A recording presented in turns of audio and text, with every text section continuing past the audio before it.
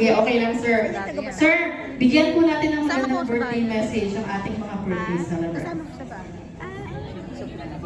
Ay, bakit? Ano kasi, kasi hindi na si Silaw doon.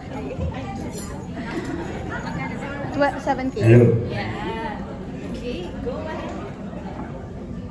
Sige na, Daddy, it's on. Una po sa lahat ay magandang gabi sa inyo lahat. Sa lahat ng dumalo, sa lahat ng dumating na galing pa kung saan sa ang dako ng Mindanao.